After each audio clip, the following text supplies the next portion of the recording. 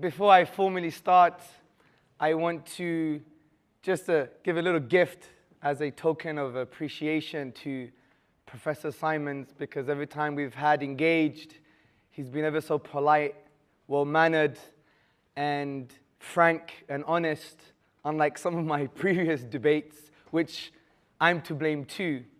And I think in order to start in a nice way is to give gifts, as the Prophet Muhammad, upon whom be peace, said, spread love, and the way you do that is by giving gifts.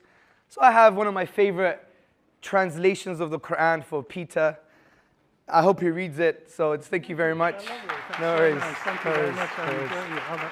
Thank you.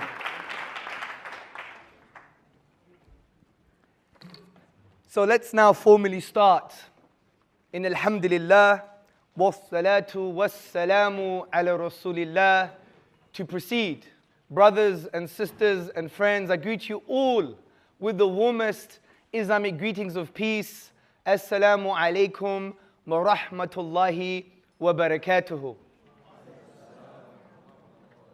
Which basically means, may the peace and blessings of God be upon you all.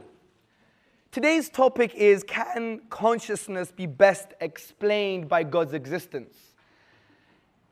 And this topic is a fascinating topic because I don't think there is a right and wrong answer. It's not the kind of debate that you will attend and you will think the theist won or the atheist won.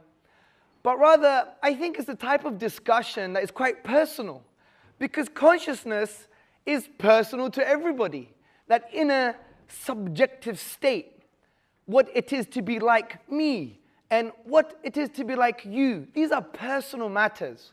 So my aim is not to have a debate, is really to have a conversation over some nice coffee and tea, to engage with your hearts and minds, and also just to give you my reasons, personal reasons, why I think consciousness is best explained by God's existence.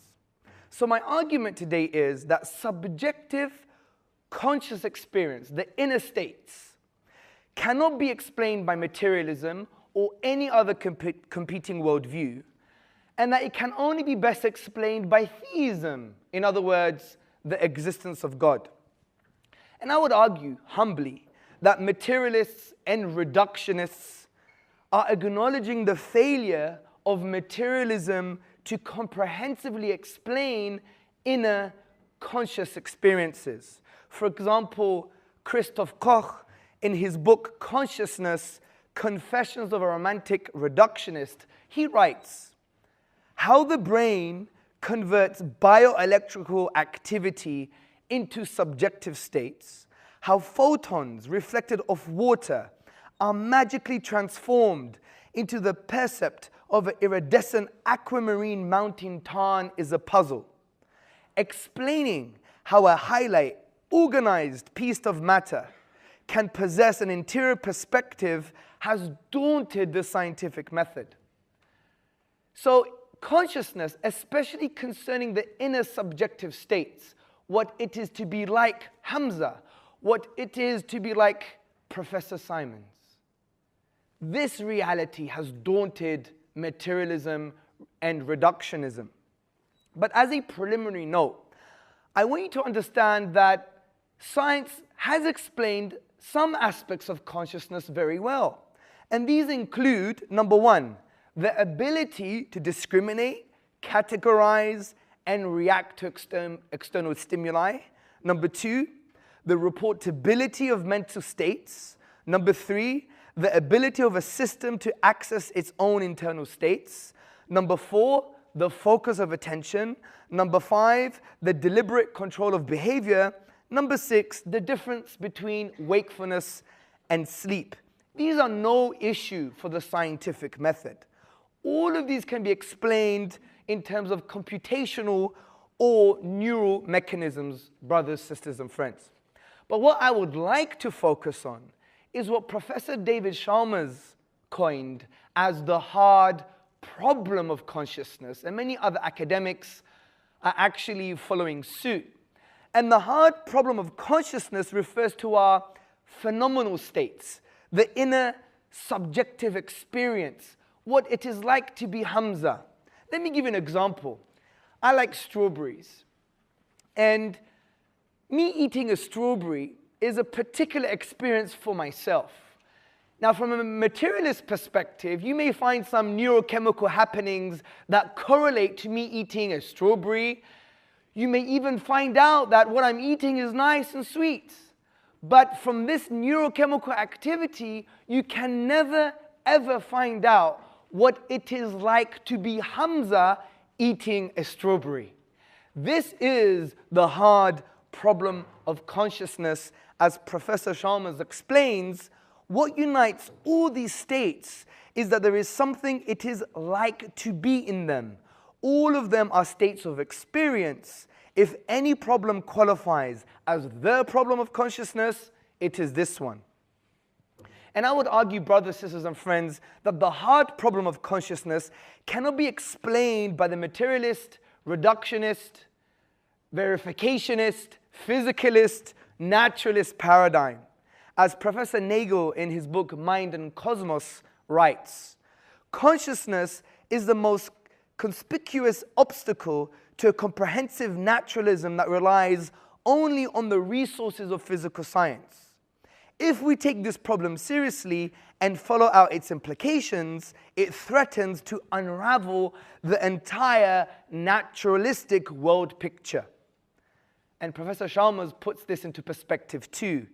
He says, even if every behavioral and cognitive function related to consciousness were explained, there would still remain a further mystery.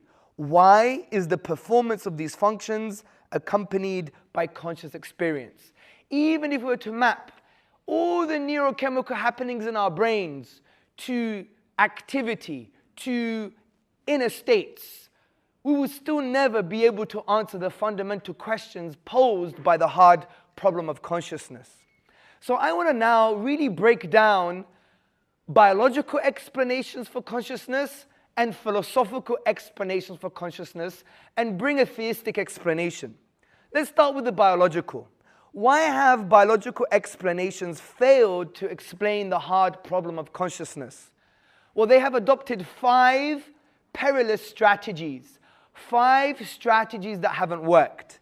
Number 1, they explain something else. Researchers simply admit that the problem of experience is too difficult for now and they can't find the answers, so they just explain something else. Number 2, they deny the hard problem of consciousness and they just say, we are just neurochemical zombies. And I would argue this falls for the fallacy which is called reductio ad absurdum, meaning it reduces the implications of what they're saying to absurdity, that we're just zombies. Number 3, subjective experience is explained by understanding the physical processes in our brain. This is the other perilous strategy that biological explanations have tried to come up with. But this sounds like magic, hocus pocus, because experience somehow emerges without any explanation. The question, how do these processes give rise to experience, is never answered.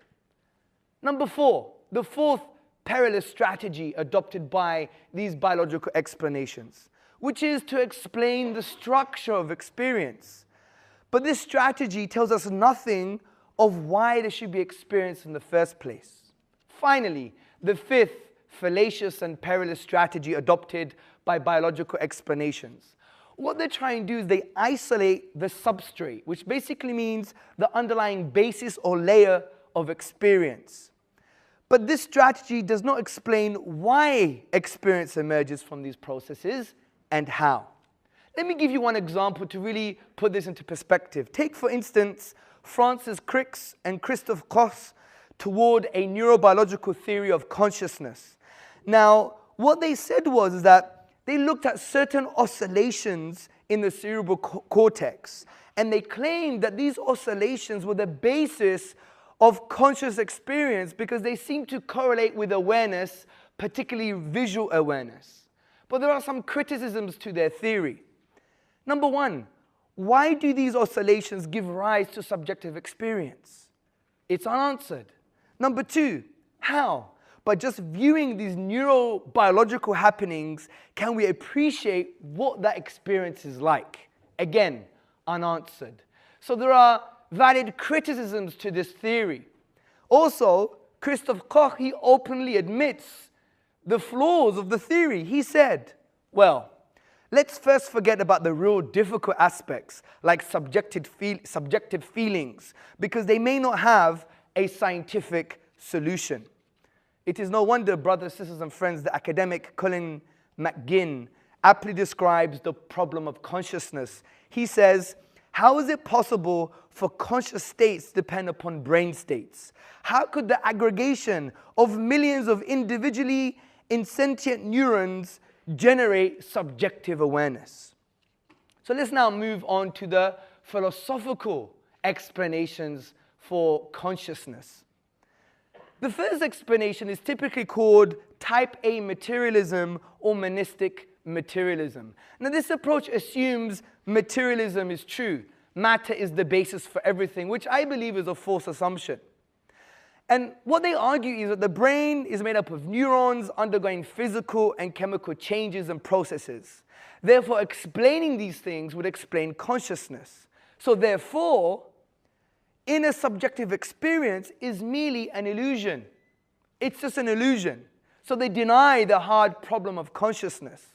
I would argue this is not an adequate explanation of consciousness, as it just redefines consciousness and ignores what requires explaining, which is that we do have inner subjective experiences.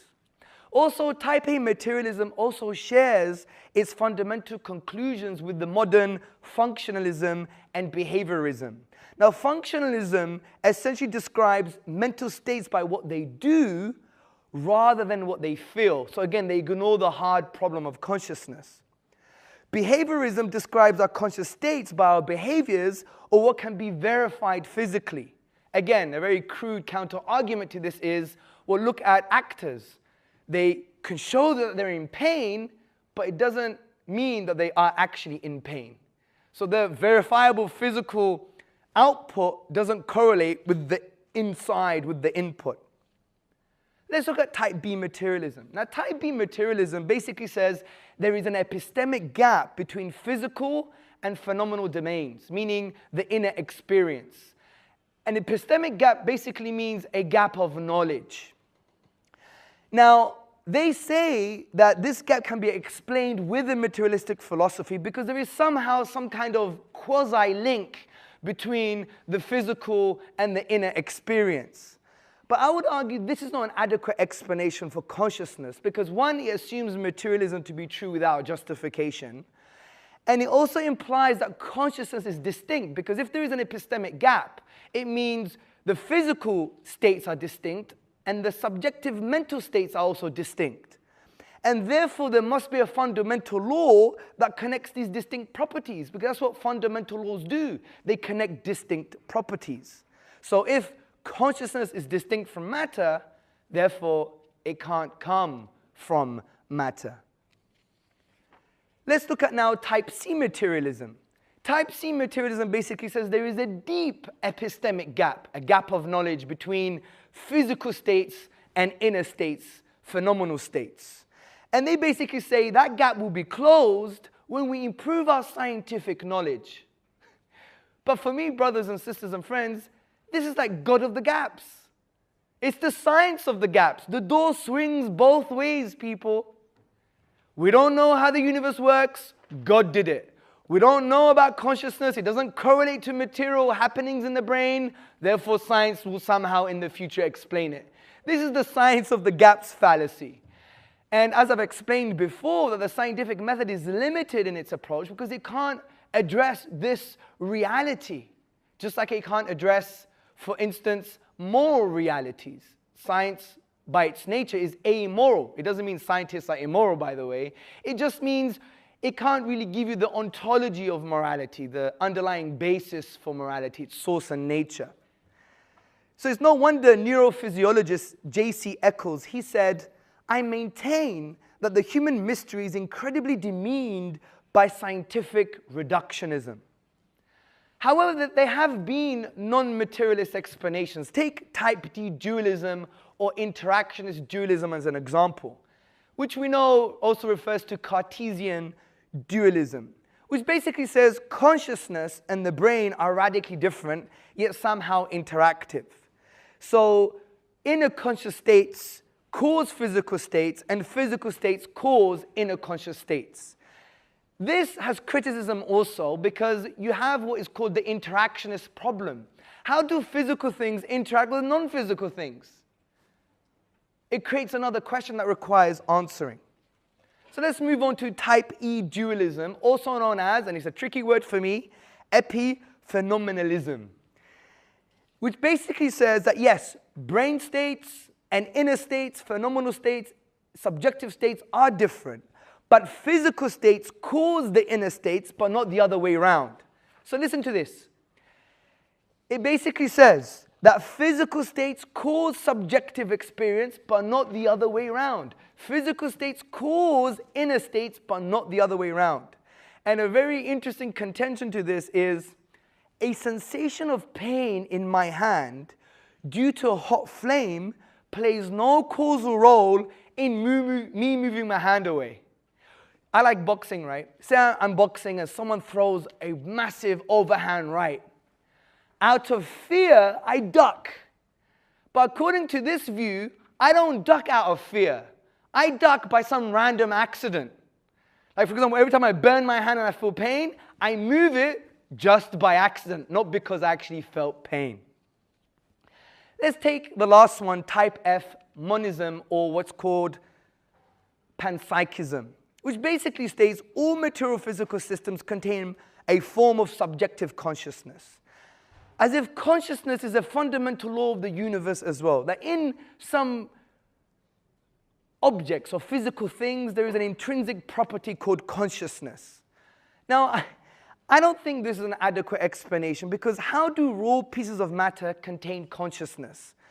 And it also assumes that consciousness is everywhere. And that cannot be possible because there is no such thing as a conscious being possessed by anything than a unified self or unified I. What does it mean to have a thought without a thinker? And how could these random chunks of matter come together and aggregate to form a unified consciousness?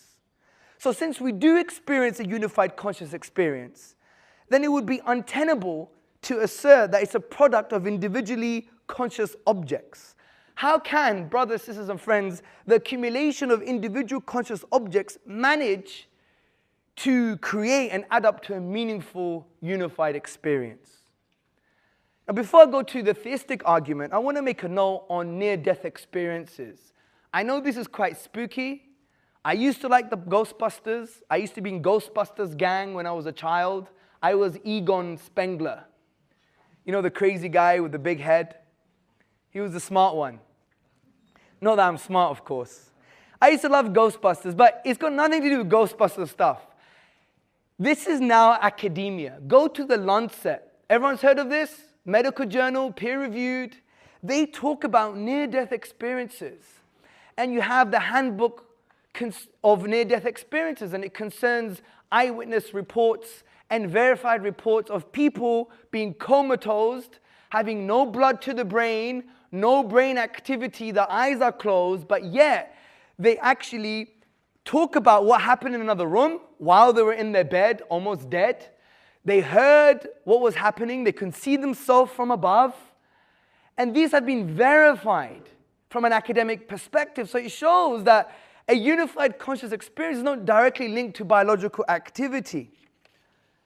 Now, if you go to, for example, the Handbook of Near-Death Experiences, you see that they state the following. In a recent interview of 93 reports of potentially verifiable out-of-body perceptions during near-death experience, it has been found that 43% had been corroborated to the investigator by an independent informant. And there are many amazing case studies for you to research for yourself. And the reason I brought this into question is because now academia is taking out-of-body experiences and near-death experiences quite seriously in peer-reviewed journals, that it's a phenomenon. And if we want to understand the brain and the mind, or the brain and consciousness, the best way to do that is actually looking for non-materialistic explanations now, because we can't explain the phenomenon of near-death experiences. So why is theism or God the best explanation? I have 5 points why theism best explains consciousness. Number 1, it explains where consciousness came from. As Professor J.P. Morland, he explains, our knowledge of the natural world will give us positive reasons for not believing that irreducible consciousness would appear in it. For example, the geometrical arrangement of inert physical entities into different spatial structures hardly seems sufficient to explain the appearance of consciousness. So therefore, a theistic view is far more plausible, because there is a being that's all aware, and for it to bring into existence awareness of consciousness logically follows. Number 2, theism explains how consciousness entered the physical world. As Professor Charles Taliaferro explains, but in a theistic view of consciousness, there is no parlor trick or discrete miraculous act of God behind the emergence of consciousness. Consciousness emerges from the physical cosmos through an abiding, comprehensive will of God, that there be a world of physical and non-physical objects, properties, and relations. The relation between matter, energy, consciousness, the laws of space-time, all stem from an overwhelming divine activity. Number 3, theism has a greater explanatory power. As Professor Taliaferro similarly concludes, from the vantage point of a fundamentally materialist cosmology, the emergence of consciousness seems strange. It is likened to claim, then a miracle happens. But from the vantage point of theism, the emergence of consciousness may be seen as something deeply rooted in the very nature of reality. The creation of animal and human consciousness is not some isolated miracle, but a reflection of the underlying structure of reality. Number 4, theism explains the interaction between the physical and the non-physical, which was the problem of Cartesian dualism. God's will, for example, and power has enabled such interaction to take place, as this interaction is part and parcel of the reality that God had created. Similarly, if in the beginning of the cosmos all you had is matter, then you wouldn't get mind. However, if in the beginning you had mind or consciousness or all-aware being, then it follows, if it created matter, you can also have consciousness and awareness too.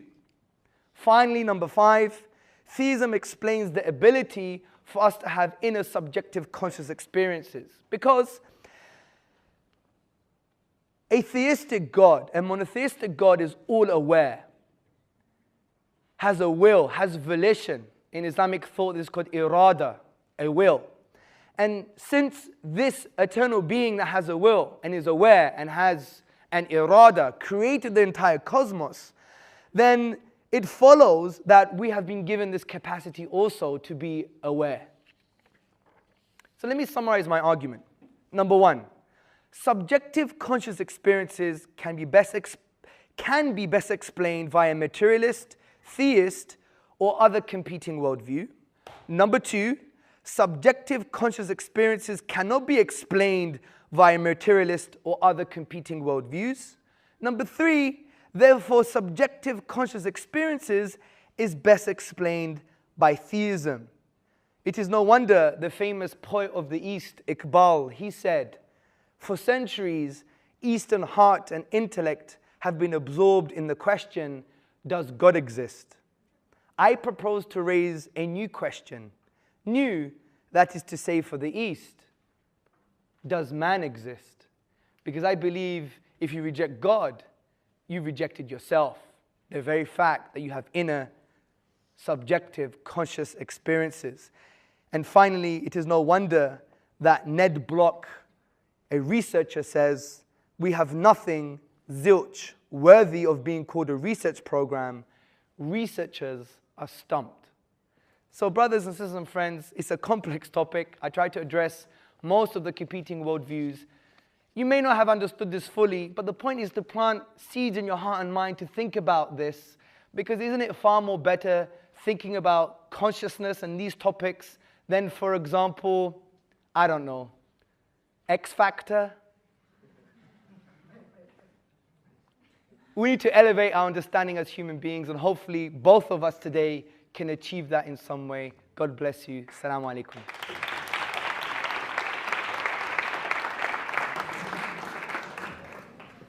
Thank you. Good evening, everybody. Assalamu alaikum. And it's peace be unto you. And it's very nice to be back here after the last time was, I think, 3 years ago. I remember it very clearly because my wife was here. It was her birthday, and she was sitting over there trying not to take any notice. Thank you to Kieran for the invitation. Thank you for having me.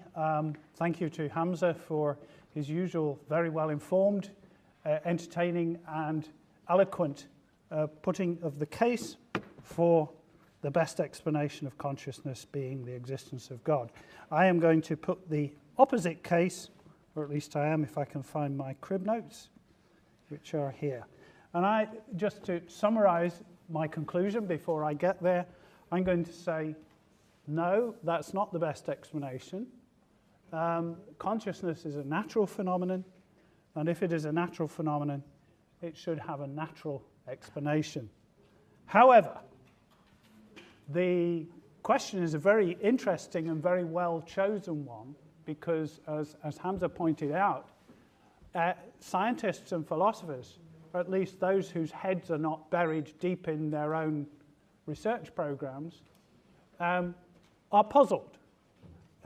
Noted authorities such as Daniel Dennett say human consciousness is a great mystery. In fact, he thinks it's one of the last great mysteries.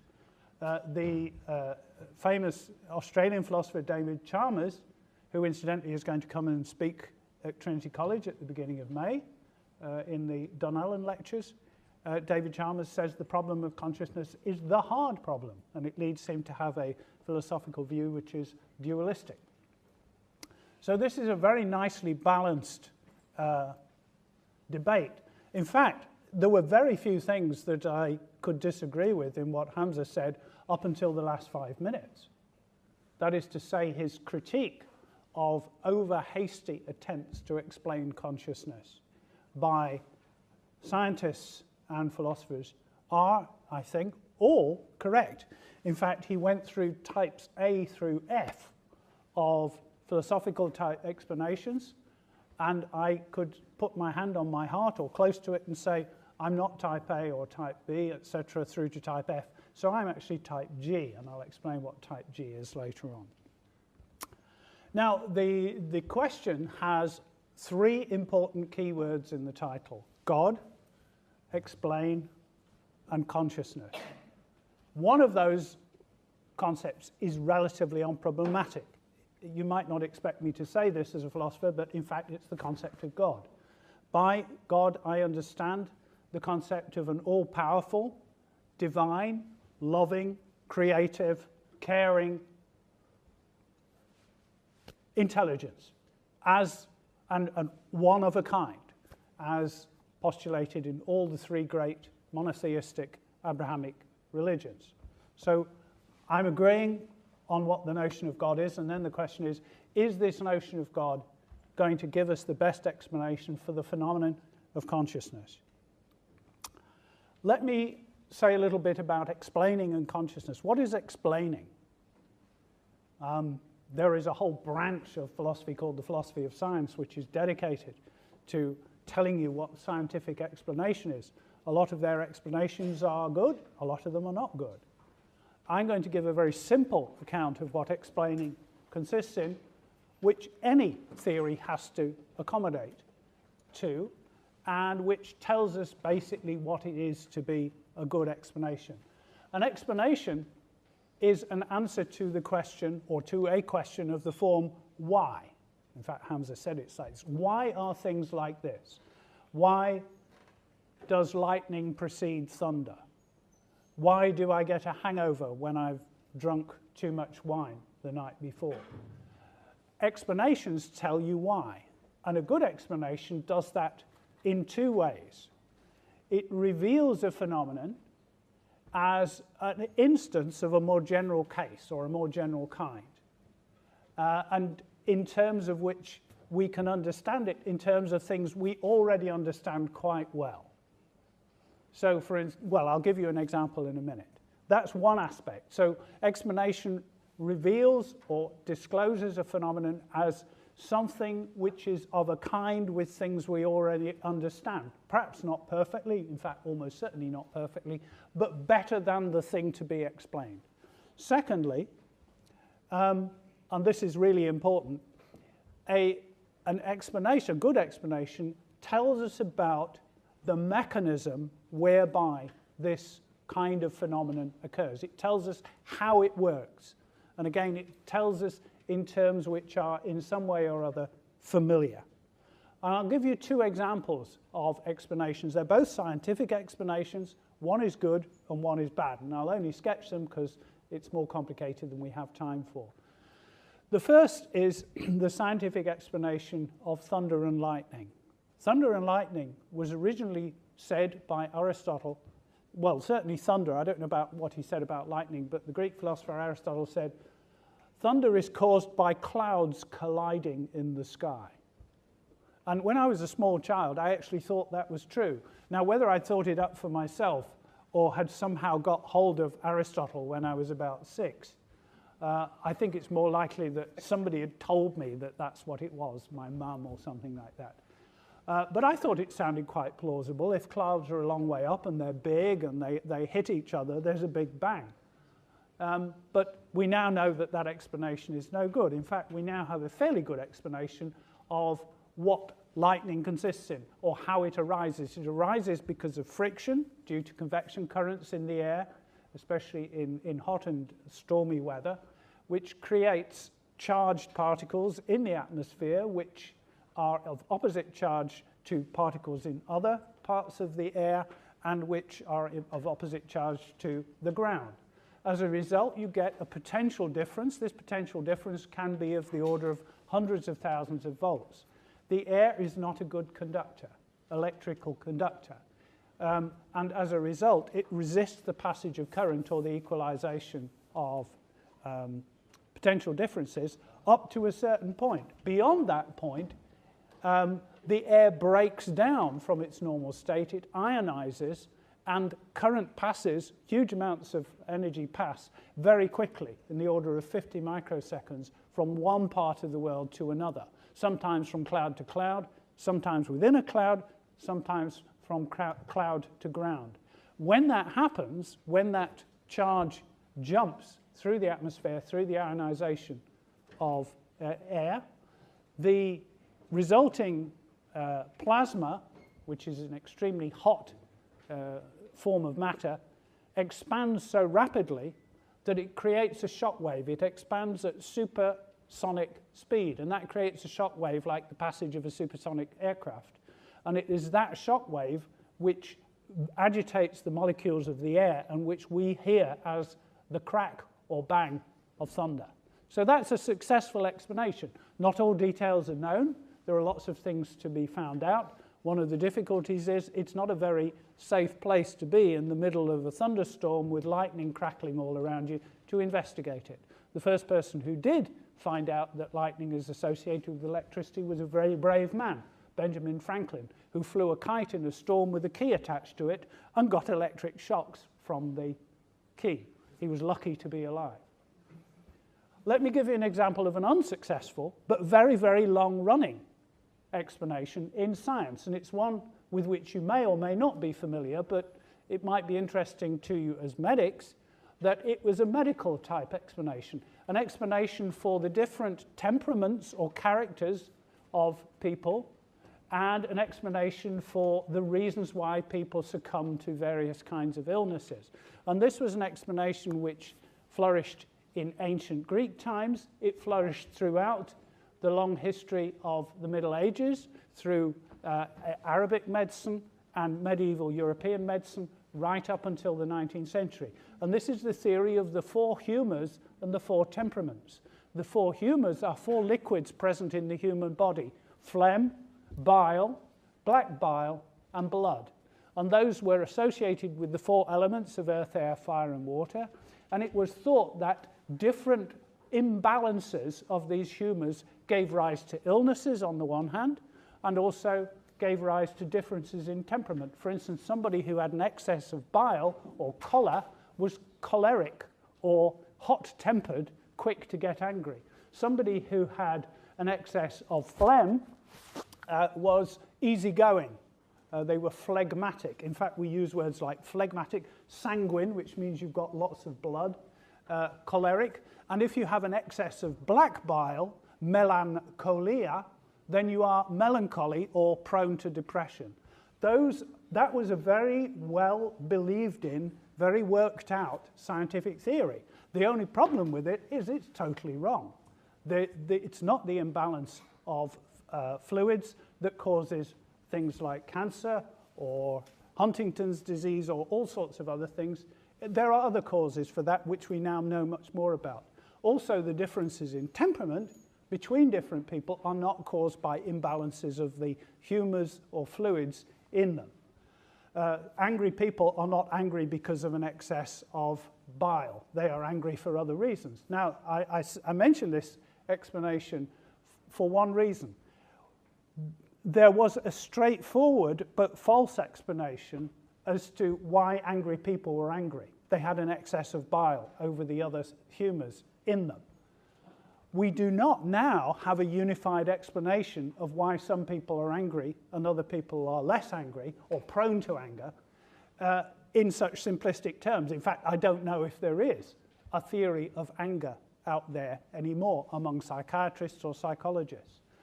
Now, what that shows is that in certain cases, scientific advance results in the deposition or removal of a theory which tried to explain that phenomenon without it being replaced by a better theory, mainly because the problem seems to just get more complicated or disappear.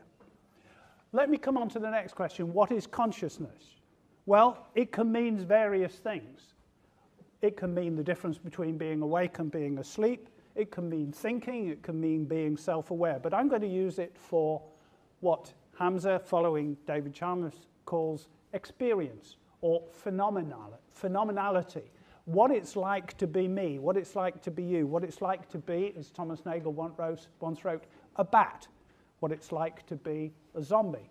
Well, there isn't such a thing as what it's like to be a zombie. I have a sneaking suspicion that some of my colleagues, in fact, are zombies, but I can say that here and not in Trinity College. There are 2 aspects to consciousness in the mind. One is intentionality, that is, that we're able to think about, cognize objects in the outside world. We don't just have cognitive attitudes to them, we also have emotional and voluntative attitudes. We want to do things, we get upset about things, we like things, and so on. Hamza likes strawberries, so do I. So we both have comparable likes in that regard. But those present objects in the outside world, they have what the philosophers call intentionality. They are of objects, they're about objects. That is an interesting and important aspect of what it is like to be mental, but the one that really concerns us, and it concerns both of us here, is what I call phenomenality. The idea that there is something that it's like to be a conscious being. There is, if you like, a view from the inside. That's not a brilliant way of talking about it, but it is what it's like for us. There is a difference between being a stone and being a human being. Stones don't think, they don't have experiences, they don't have plans, hopes, and fears. They don't worry about being crushed, whereas we worry about falling under a bus. So there is no such thing as what it's like to be a stone, but there is such a thing as what it's like to be a normal, healthy, adult, living human being, because from time to time we're awake and we're taking in what's in our surroundings. And that has this subjective or picture or inner theatre aspect to it, which is what I mean by phenomenality. And that is the aspect of consciousness that David Chalmers calls the hard problem. That's the bit that science seems not to have got round to explaining adequately. Now, I am not going to contest, in fact, the claim that science has not got round to explaining it adequately. The reason is I think science has not got round to explaining it adequately. What would a natural explanation of consciousness look like? Well, first of all, it would have to give a mechanism as to how it works. There is some progress on that, perhaps, but a lot of the time what scientists have been doing is, as Hamza pointed out, they have been looking at more easy problems, more tractable problems, problems it's easier to deal with the tools and knowledge that they have. The consciousness problem stumps them, and so they push it on one side and say, let's get on with what we can do. And then they come back and say, oh, well, we're working on consciousness. But actually what they're doing is they're working on things that they hope will help them to work on consciousness down the line. So I'm not going to dispute with that. It is not clear, therefore, that neurophysiological investigations to date have really started tackling the problem of phenomenality and consciousness. Now, it may be because this is a problem that is too difficult for us to work on. Maybe the human organism is not sufficiently complicated to understand the complications of the human organism, which is an option that I wouldn't rule out at all. The most complicated object in the known universe is the human brain. Try and use that with all its faults to understand the human brain, and you might just come up short by an order of magnitude. Another reason is we've not been going at it very long. Brain research has been going since about the mid-19th century, and we have only recently acquired decent tools, scanners and the like, to help us look inside the brain without doing things like killing people and slicing their brains and seeing what they look like. It's pretty hard to see what's going on in someone's brain if you have to kill them and slice their brain into thin slices to do so. They tend not to survive the experiment. But even so, a lot of the claims that you see about what's going on in people's brains when they do an MRI scan are exaggerated. These are scientists getting excited about finding new things. They see parts of the brain lighting up and they say, this shows that this is where consciousness is. Or this shows that this person is actually in a coma, but they are thinking about playing tennis. So they get overexcited, as you would do if you're on the cutting edge of science. So I will agree then that science has not got very far, if far at all, in explaining why there is phenomenality. Now, the other aspect to what it should do is it should explain how phenomenality, if you're doing a natural explanation, we are organisms, I claim consciousness is a natural phenomenon. If it is a natural phenomenon, how did it evolve? And in fact, why did it evolve? Why is there consciousness? Why can we not get by without being zombies? And again, I think that the theory of evolution has come up short. There is a lot of hand-waving, and there is a lot of theory. In fact, there are a lot of theories. This book here, which is so heavy I can hardly hold it, is the Blackwell Companion to Consciousness. I'm holding it up not because I claim to have read it, but because I claim not to have read most of it, because there are so many differing theories there that I come out more confused than I was before.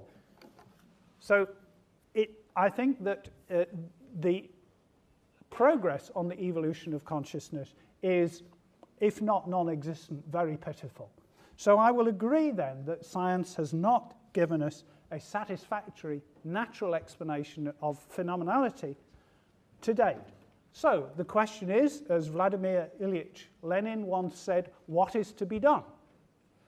Well, there are two things. You can choose one of two paths. One path is to say, it's never going to be solved by scientific natural means, therefore we must look for another explanation. And that's when you invoke God, as Hamza did in his final part. You look for what I call a supernatural explanation, because it goes beyond what is in the natural world of space-time and causation. The alternative, which is the one I propose is the way to go, is keep working.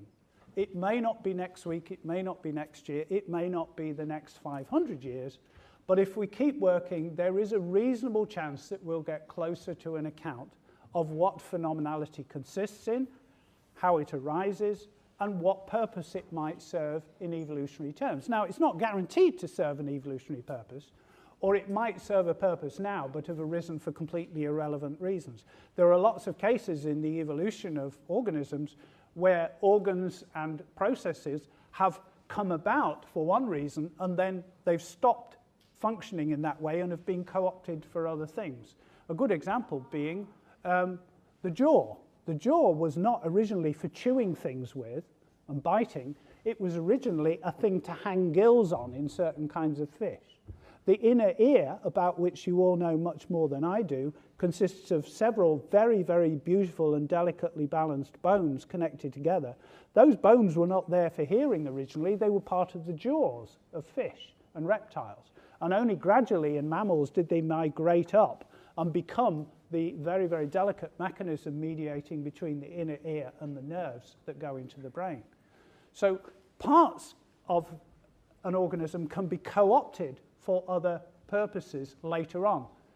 Bat wings are just arms with skinny bits in between them. Bird wings are arms with feathers on them. Legs and arms are just fins that have grown strong enough to support us on land, and so forth. So sometimes something might have arisen for irrelevant reasons and have been co-opted later on. Now, I have no idea whether consciousness is in that bracket or not. It might be, it might not be. I'm being extremely candid, modest, and disarming by saying, I don't know. And I think good scientists, and a lot of them do, should also say, I don't know. So, if there isn't a good natural explanation, should we keep pushing? The answer is yes. After all, if eventually there is a good natural explanation, that would be better than a supernatural explanation because it would integrate the account of consciousness into the account of the rest of the physical cosmos. Okay? So you wouldn't need to postulate supernatural causes or supernatural agencies to explain what I think is a natural and very widespread phenomenon. 2 minutes? Oh, okay. All right. How long have I got? 4 minutes, thank you. That's good. So science may get there in the end. It might not, for various reasons. It might be beyond us. More likely, we will kill ourselves in the meantime and not be replaced by anything more intelligent. Or we might just get unlucky and a big comet will strike the planet. Who knows what will happen? We don't know. So I would just simply counsel patience. If you're a natural scientist, you have to get used to the idea that you can't do everything overnight. And not just because of lack of funding from the Irish Research Council, although that doesn't help, he said pleadingly, but because some problems are very big. Sometimes you need to walk before you can run. So why is the explanation in terms of God's existence not a good explanation? First point, and I'm glad Hamza brought this up, in some places, you invoke God because you haven't got any other explanation. That's called the God of the gaps way of using God. There are lots of reasons why that's bad. One is that as science explains more, it means that the job for God gets narrower, which is very demeaning. Secondly, I would expect God to be able to explain things that are explained by physical science as well as things that aren't explained by physical science. After all, why is God just there to cover up the bits that we don't know about? So that would be another aspect of being demeaning. The third thing is, I'm very glad he brought this up, scientists are guilty of the same fallacy when they say, oh, it's sure to be solved down the line. That is science of the gaps. We haven't got there yet, but don't worry, just give us lots of funding and we'll get it within 50 years or within 10 years or however ambitious you are. I think we've been thinking about the mind for 4,000 years. We're not there yet. Well, it's just started. Give us another 500, maybe we'll never get there. Don't be impatient. The other reason, however, another reason why it's not good to invoke God is that God can be used to explain all sorts of things, whatever happens to be out there. Why should it be consciousness? Why should it not? If there were zombies, wouldn't that be better? Wouldn't God be there to explain why there are zombies and no consciousness? And the other thing is, well, I don't want to complain, but God could have done a better job. I'm a mammal. In mammals, the retinal nerve is in front of the rods and cones that receive light. Therefore, I have a blind spot, which is where the optic nerve goes through. And secondly, the light reception is not as good. If I were a bird, the eye is the right way round. The rods and cones are there and the nerves are behind. Birds also have better lungs than I do because they have a throughput system where I have a breathe in and breathe out system, which is relatively less efficient. Birds can see with 4 color receptors. They're tetrachromatic. I can only see in 3. There are lots of things that are wrong with being a human. Flat faces, too many teeth, bad sinuses, pharynxes, ectopic pregnancies, ladies, appendices, hernias where your testes came through, gentlemen, and ladies, think hard. The birth canal goes right through the middle of your pelvis, and that's why some women die in childbirth. There are lots of design faults in human beings. If I were asking for a remake, I would ask, first of all, for a couple of extra hands. Secondly, I would ask for better vision, better hearing. I could hear more. I could appreciate Bach better. I would like probably 4 legs and maybe wheels and better lungs, as well as a better memory, longer attention span, quicker information processing time, and could I live for 200 years, please? So there are lots of things where I think, if God is an explanation of consciousness, why didn't he give us a better version of it? Finally, I've admitted that there isn't an adequate natural explanation for God. There isn't one. There isn't an adequate natural explanation for consciousness. There is an explanation for consciousness according to Hamza, because Hamza says God is an intelligent, aware being and has created us in that image, which is a very orthodox and traditional view. In those cases, however, like in the case of the temperaments, where there has been an explanation in the past which is not a good natural explanation, it is sometimes better to be without a good explanation than to be saddled with a bad explanation. So for that reason, I consider that it is not the best explanation of consciousness to invoke God, even though, sorry, I don't have an alternative. Thank you.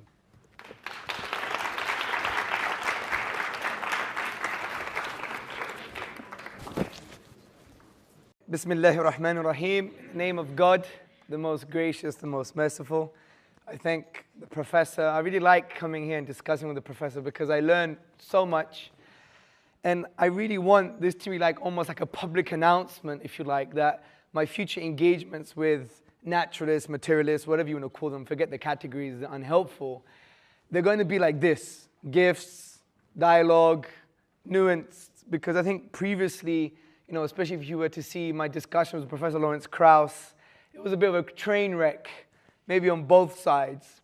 And I think we need to really transcend the kind of aggressiveness from the theists and the aggressiveness of the neo-atheists, like Richard Dawkins. I don't know if anyone agrees with me, but even many atheists agree with me, like Professor Michael Rules.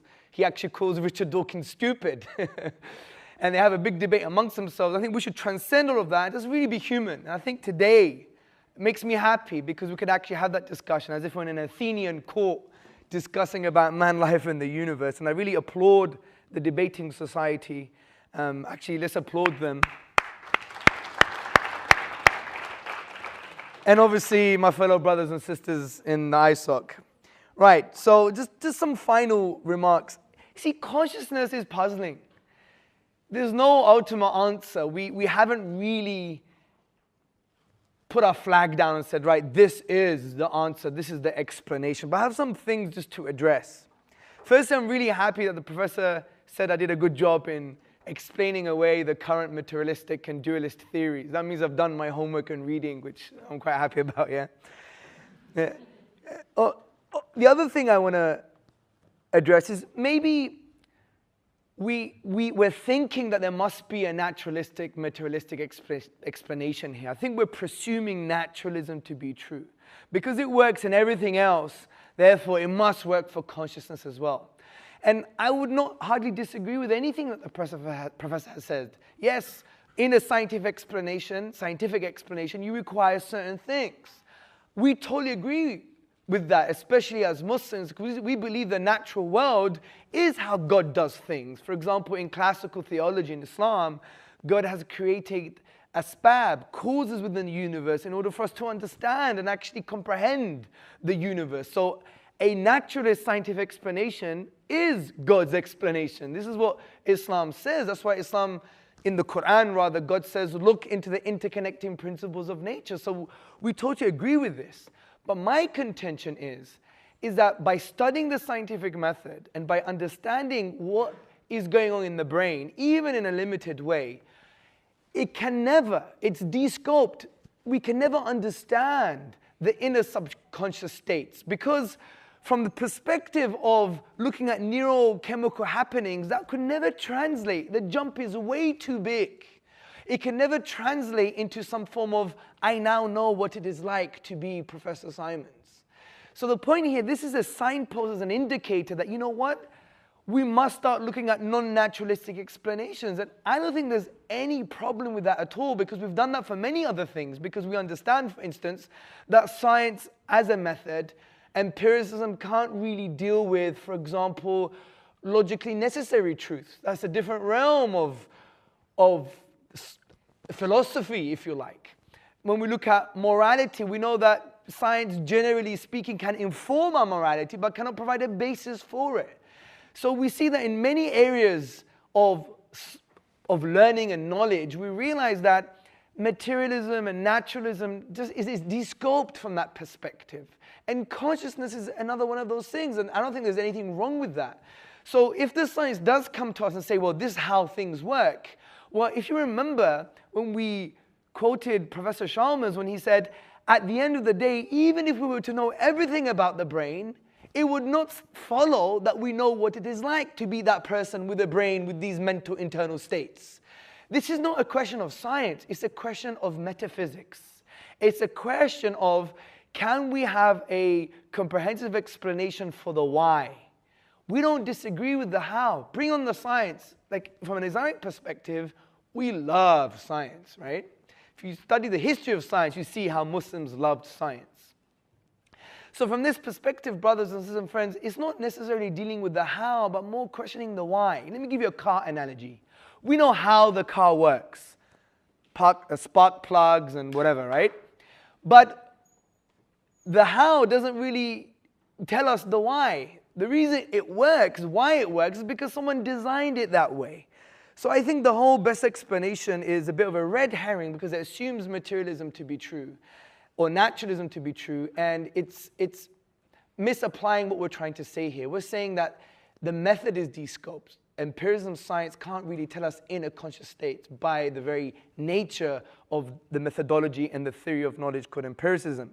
On a final note, I just want to explain that God, from a metaphysical explanation and a why explanation, is a fantastic explanation, as I discussed. But I just want to address some of the design faults that the professor was talking about.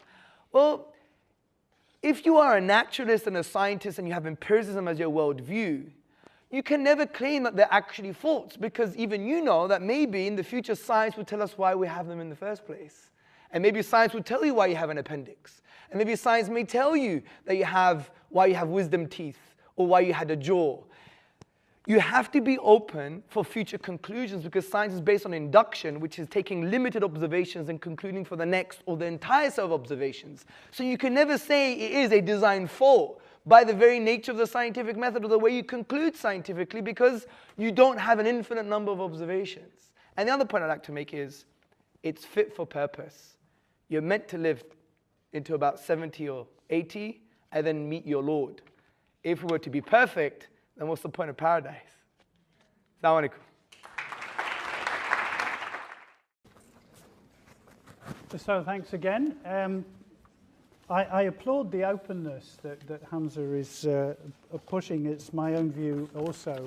I think as people trying to understand the world, it is very good to keep an open mind. Not so open as the head of Johns Hopkins University once said, that our brains fall out, but open enough to accept that at any stage along the way we might be wrong and that we may have to revise our opinions. And I am one of those who thinks you can revise your opinions on anything. One of the things on which I did not speak, but which I will briefly respond to, is the issue of near-death and out-of-body experiences. This, if this were, let's say, if this were such that you couldn't give an adequate naturalistic explanation for those phenomena, then I would reluctantly but modestly conclude that naturalism as an account of what goes on in people has its limitations and that there is more to it than that. I do have a colleague, incidentally, in Trinity College who seriously believes in near-death experiences as revelatory of the fact that we have a soul and are not just physical organisms. So, you know, I'm aware of this. I personally just don't know enough about it, so I'll have to get that handbook and clog my shelves up even more with books I don't have time to read. My own view, and I will mention this, I said I was a type G naturalist, and that's not been mentioned so far. My own view it actually derives from that of an early modern philosopher, a Jewish philosopher called Baruch Spinoza, or Benedictus de Spinoza, depending on whether you gave him his Hebrew name or his Latin name. Incidentally, his views did not endear him to the Jewish community in Amsterdam where he lived. They booted him out, they excommunicated him, and he made his living by grinding lenses. He refused to take a job which would restrict his freedom of thought. As a result, he suffered considerably from the glass that got into his lungs and his eyes. A very, very courageous man. Baruch Spinoza held the view, I mean, there's a lot about Spinoza's metaphysics that I disagree with, but the one thing I do agree with is that the mind and the body, or consciousness and brain processes, are two aspects of one and the same thing. Now, what do I mean by that? First of all, there is only one set of phenomena going on. There are brain processes and there are conscious processes. Some of the conscious processes are brain processes, all the conscious processes are brain processes, not vice versa. There are things going on in the brain which don't affect consciousness. Secondly, the difference between them is, and why there is such a thing as what it is like to be me, is that when we do brain science and when we look in scanners and when we look when we do instrumental investigations of how the brain works, we do it from the outside. We do it looking through the benefit of our conscious experience to what's going on in either other people or, if we can do it subtly enough, in ourselves. I had a teacher in Manchester where I was a graduate student who told me about how he had his brain operated on while he was conscious, because he'd had a motorcycle accident and there were bits of the road in his brain. And knowing that those parts of the brain did not have any pain nerves in them, he arranged for there to be a mirror so that he could correlate what the guys were doing when they were probing around in the grey stuff and what was going on in his experience. And he did say, well, you know, when they probed here, I saw flashes of light and so on. So the difference is, the reason that having a bunch of neurons and other cells interacting in a certain way, consciousness is a process, it isn't a thing. It's a process that goes on in certain kinds of organisms that emerges in the course of evolution, we know not how. It's probably fairly endemic among animals. When that's going on, there are two things. If you look at it from the outside, you can't understand that there's anything in all the stuff you can see, hear, smell, and whatever that would be what it's like to be it. The reason that you can't is that you're not being it. You've got to actually be inside for there to be what it's like to be. That's why there might be such a thing as what it's like to be a cat, but there isn't such a thing as what it's like to be a stone. And I agree with Hamza that panpsychism, which is the view that the whole of nature is mental, is a silly doctrine. That's my philosophical worst attribute. It's silly. It's ridiculous. To think that an electron could have existential angst is ridiculous. Now, that's not to say that great philosophers haven't held it. In the 17th and 18th century, Leibniz, who knew Spinoza and was influenced by him, was a panpsychist. He thought the whole of nature was mental. And also in the 20th century, my fellow countryman Alfred North Whitehead, one of the great metaphysicians of the 20th century and a good mathematician, was also a panpsychist. And I say to him, Alfie, why did you do that? So I think that I don't think you can explain it, what it is to be like, but I think you can account for the difference between looking in from the outside and sitting there on the inside. And that when certain things are going on which other people can see from the outside, what they are looking at is what is going on inside me when I am being me. Thank you.